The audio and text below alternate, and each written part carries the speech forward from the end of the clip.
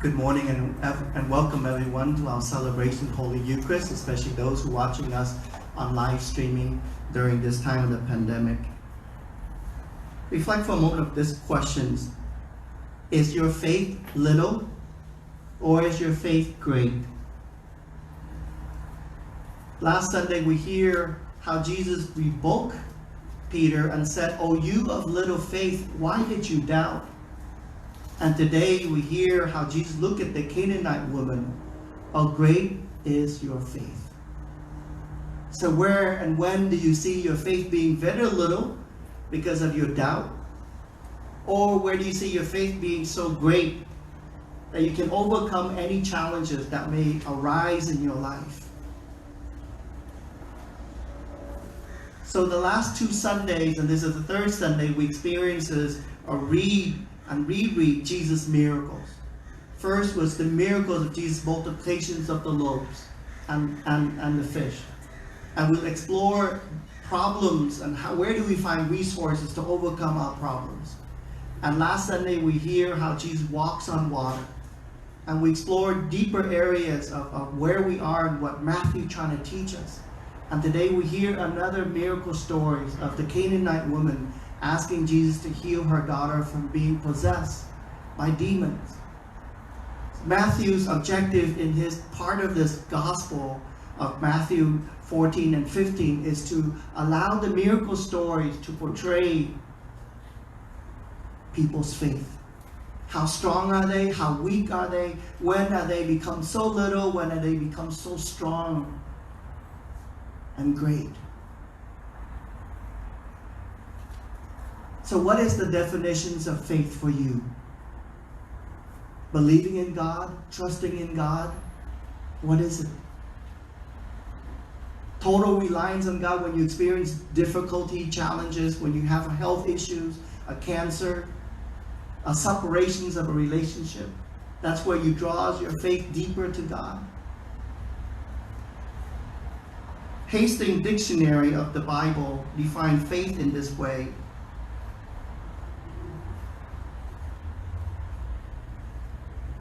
Faith is made the medium for healing, cleansing, and salvation. Faith is the medium for healing, cleansing, and salvation. And that's very true in these three qualities when you read through the gospel of Matthew, Luke, Mark, and John. It is moments of healing, just as we are reading today in the Canaanite woman. It's a moment of cleansing, where we allow ourselves to be cleansed deeply, just as John the Baptist cleansed people with the water. And then ultimately we are cleansed by the water of baptism.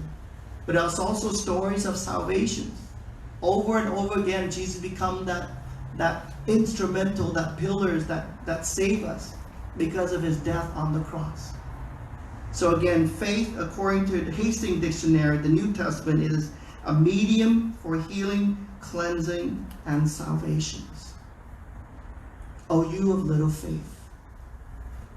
O you of little faith is what we heard last Sunday.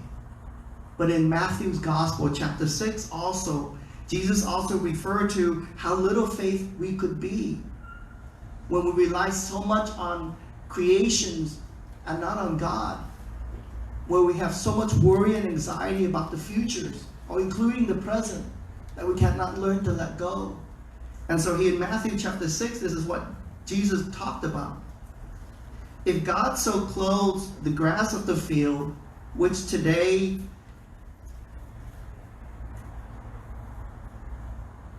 is and tomorrow is thrown into the oven, will he not much more clothe you, O you of little faith? So allow God's nature to take its place. There are certain things that out of our control, we cannot be in control all the time. So that is expressions of little faith. And even Peter, look, Peter become the rock of the church in the future. And yet he challenged Jesus and said, let me walk on water. And Jesus said, come. And when turbulence came and he was about to sink, he asked Jesus, save me. And so Jesus said to him, oh, you of little faith. And today we experience of great faith in the Canaanite woman, who was a foreigner, who was a Gentile. And Jesus truly did not want to help her because he wanted to maintain that traditions. And yet in her passions, wanting to heal her daughter, begged Jesus 3 different times. And it says here in Matthew chapter 15, "Have pity on me, Lord, Son of David." She recognized Jesus Christ through her pain, who Jesus is, and gave him that title. Have pity on me, Lord, Son of David. The second time, she said to Jesus, "Lord, help me." In her pains, she's reaching out to Jesus. And third, she said to Jesus, "Please, Lord, even the dogs eat the scraps that fall from the table of their masters." Woman of great your faith. There's also in Matthew's Gospel, chapter 8, we see the centurion the same way, asking Jesus to heal his daughter. And so the same thing is true in this very famous verse in Matthew chapter 8, as we come to say it every Holy Eucharist. "Lord, I'm not worthy that you should enter into my roof, but only speak a word, and my servant will be healed." And that was his faith, asking Jesus to heal the centurion, again another foreigner. And so Jesus looked at him and said, Surely I say to you, I have not found such great faith, not even in Israel." So then are you people of great faith? If you are, what has faith done for you?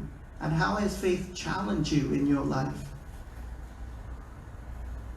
Faith then must challenge you to go beyond the boundaries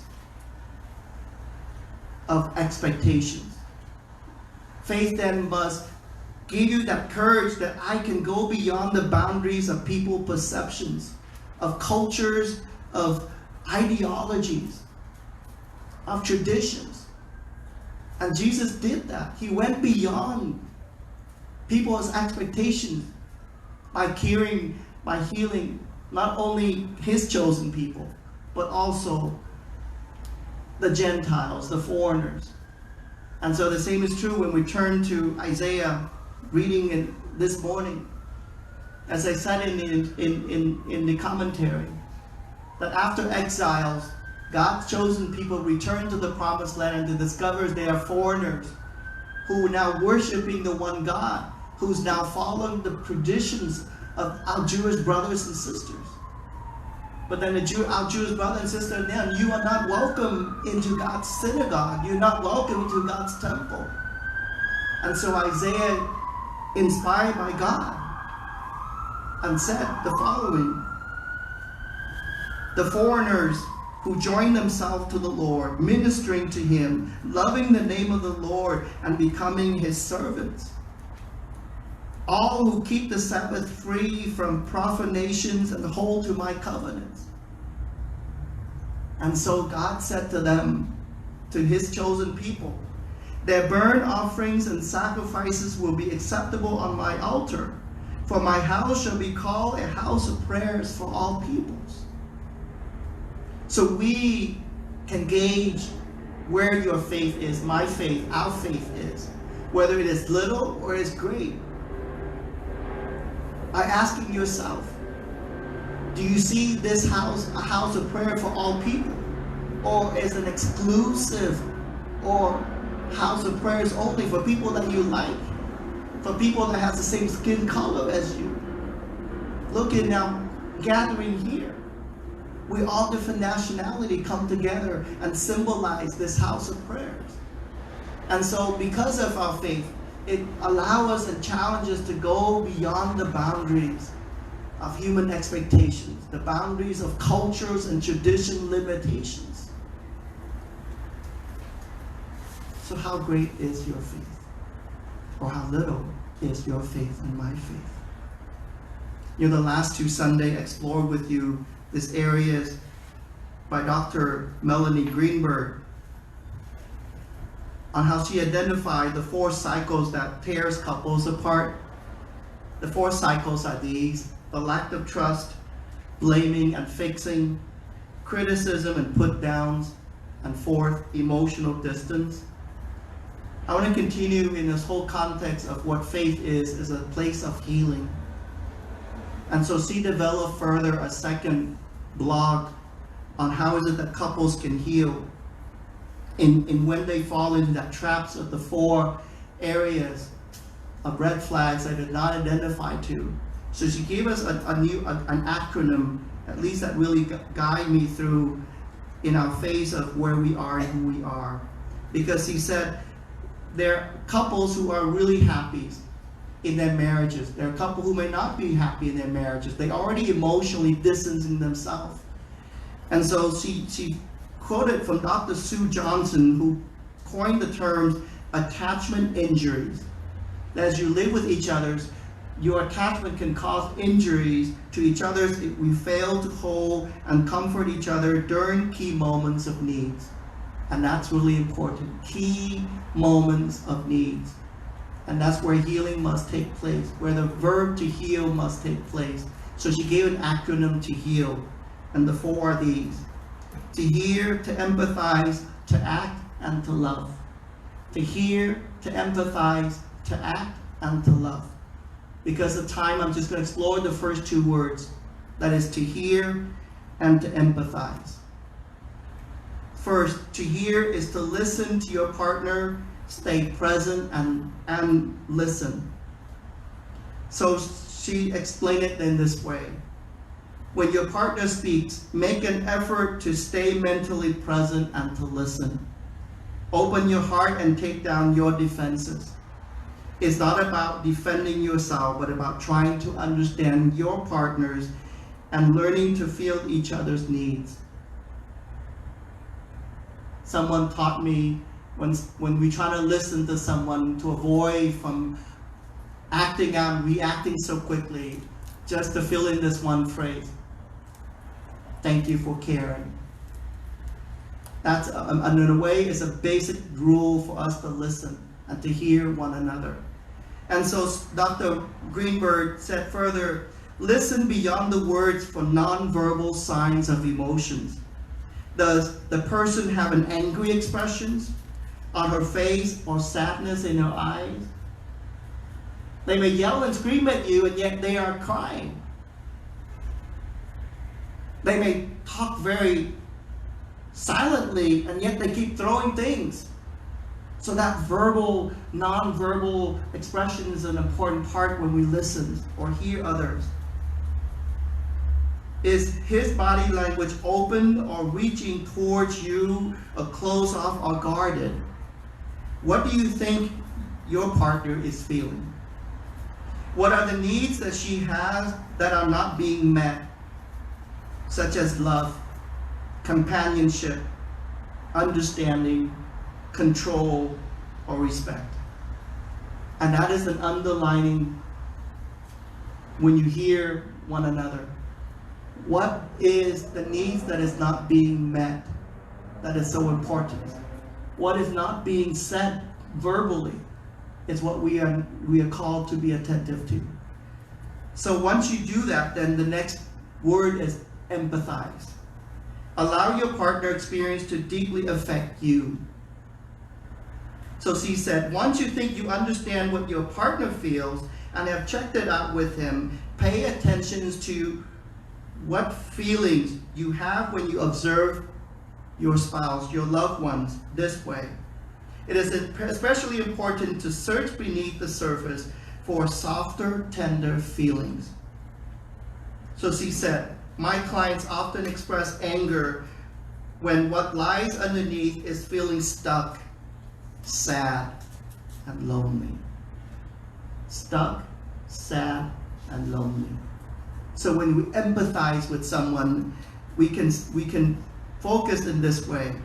Can you stay present with your partner and connect with her deeper experience, perhaps feeling pain because she's in pain? Can you feel compassion and let him know that his expressions of pain or anger affects you deeply? So your first instinct in hearing your partner's distress may be to try to fix, to solve the problems, or to give advice. That's something we talked about the last week. So she said, often, however, this advice comes across as critical or judgmental, which can make things worse. On the other hand, staying emotionally engaged and expressing compassion can provide healing, comfort, and connections. Many times, that is all your partner needs. So to hear and to empathize is such an important part for us to cultivate that feeling, that healing, as well as that faith movement that allow the person to move beyond their boundaries of hurt, of angers, of frustrations, including bitterness. And oftentimes something can happen. We use foul language, the F words, the A words, as a way blocking further conversations. So when we listen, when we hear other people's, when they begin to speak the F words, just tell them to stop.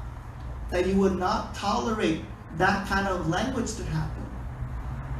Because it's just damaging more, and it just hides more feeling from one another. So let us go forth this day and re-examine ourselves. We may be foreigners to this country. We may be foreigners to our faith, but Christ Jesus' death on the cross help us to move beyond the boundaries of culture, traditions, including religions, to love one another. Then your faith will be great, just as Jesus' faith has been great for all of us.